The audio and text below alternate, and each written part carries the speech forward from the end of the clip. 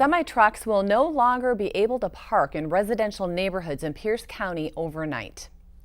The Pierce County Council voted 6-1 to prohibit large semi-trucks and trailers from parking overnight along residential streets. But there has to be a balance between residential and trucks being parked in front of people's houses, along the roadways for public safety and other reasons as well. The ordinance makes it illegal for vehicles weighing more than 10,000 pounds and trailers longer than 20 feet to park in residential zones between 10 at night and 6 in the morning.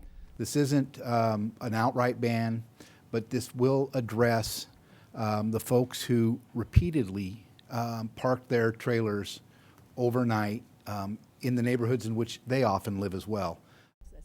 Joyce McDonald opposed the ordinance, saying it could have unintended consequences. But I've always had trouble with making legislation, broad swath of legislation throughout unincorporated Pierce County in our residential areas. And at the same time, these laws affect lots of other people. The fine for the violation will be $175. It takes effect in August. King County and Tacoma have similar ordinances.